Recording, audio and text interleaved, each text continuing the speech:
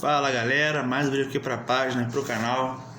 Pós-jogo entre o Vasco e o Fluminense, vitória do Vasco ontem, 2-0. E começar aqui logo já falando sobre a polêmica do gol, né, do primeiro gol do Verratti.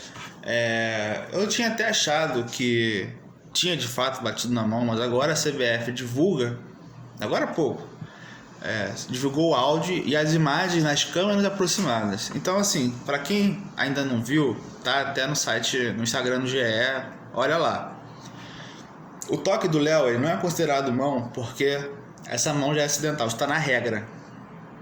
Você pode discordar, eu também posso discordar, mas é a regra. Se a bola bate na mão do Léo acidentalmente, vai para outro companheiro, ele faz o gol é legal. Se fosse o Léo que tivesse feito o gol com o toque de mão, aí estaria anulado. É questionável essa regra? Claro, pô. Mas assim, é o que tá na regra, paciência. A gente só tem a lamentar e discordar. Enfim, é o que tá lá, é o que diz a regra, paciência. É o seguinte, agora assim, no lance do Verratti, primeiro que assim, a Globo não disponibilizou todas as câmeras. A câmera que eles têm ali, não é a câmera que o Daronco tinha, as câmeras todas, né? E aí vem Roger Flores falar sobre brincar com imagem, sendo que ele não tem as mesmas imagens, né? Não tem nem o áudio, entendeu? Então assim, fica aquela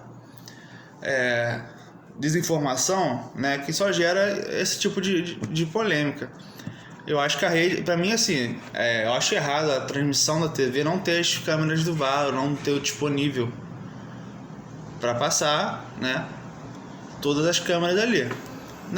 No áudio, no vídeo do GE, tá de fato o lance, a bola bate entre ali, o pubis do Verratti e a barriga, entre o umbigo. Ela não bate na mão, ou se bate é muito pouco, só que a mão do Verratti tá assim. Ela bate aqui, ele abre a mão. Nas câmeras da Globo, né, no lance revisado, parece que de fato pegou na mão. Mas você vê a câmera de perto, de todos os outros ângulos que o Daronco viu, e com áudio, ela não pega. Não pega no braço. Tá?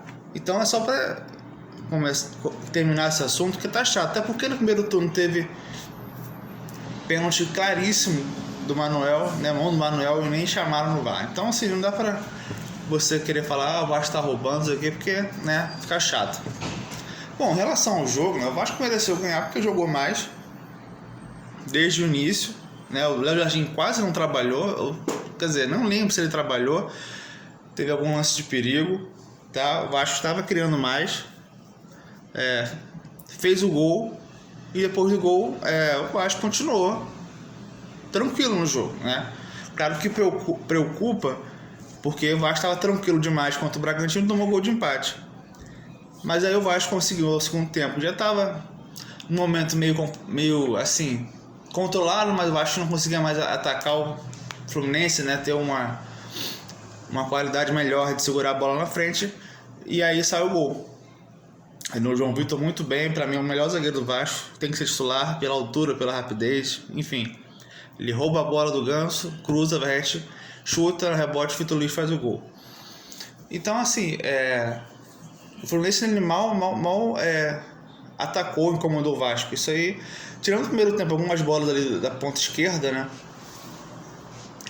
com o Keno e tudo mais, mas o Vasco no geral propôs mais jogo, quis jogar, né? E o Fluminense, assim, se a gente pegar o Fluminense hoje, o Fluminense ele tem dificuldade de propor o jogo. Foi assim contra o Juventude, contra o Vasco ele mais uma vez, muitas vezes, né, jogou baixando as linhas um pouco, deixou o Vasco jogar para tentar jogar no erro do Vasco. Só que o Vasco fez 1-0, né? Se pegar as quatro vitórias do Fluminense, o Fluminense jogou no erro do adversário, baixou as linhas, né, compactou o time ali contra o Palmeiras, contra o Bahia principalmente, e foi numa bola.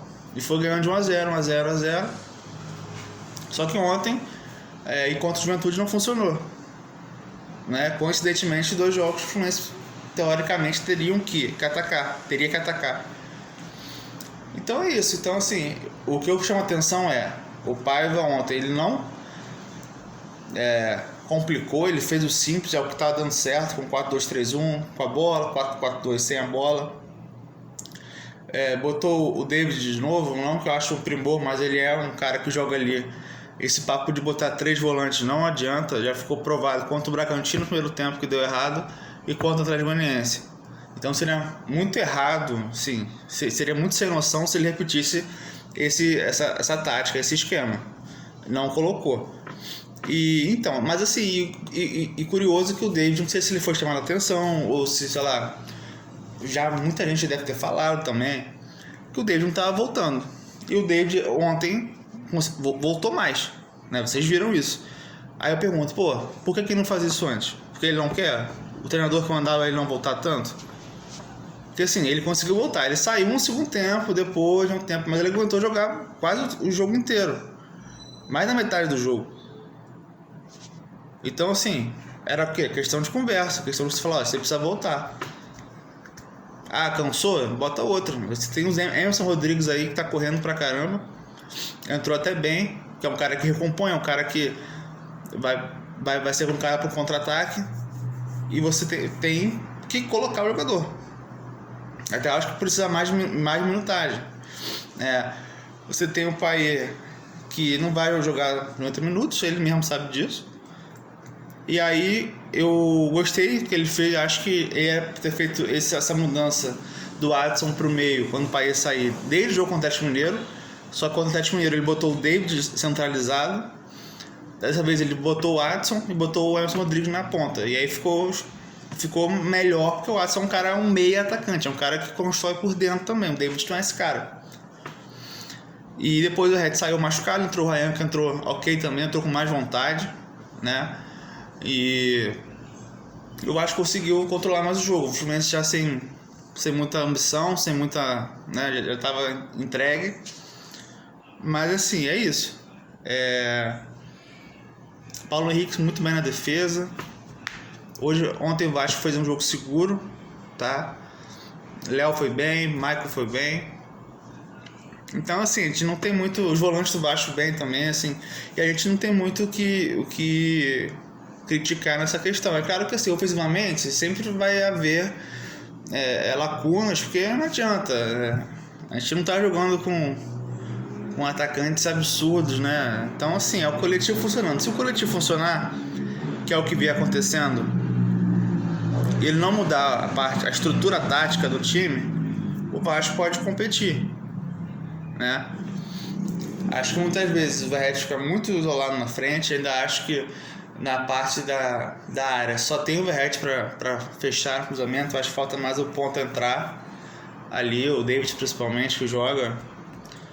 Mas no geral o Vasco controlou, o Vasco ficou com a bola, conseguia tocar a bola, envolveu o Fluminense, né, para gastar o tempo. Então foi uma vitória merecida. Agora vai ter uma semana para descansar. Contra o Criciúma vai ser um jogo chato, que vai ser lá, né? O Criciúma dentro de casa é um time bem complicado. E, cara, tem que recuperar. Eu espero que o Piton volte. Entendeu? O Payet pode estar também recuperar a parte física.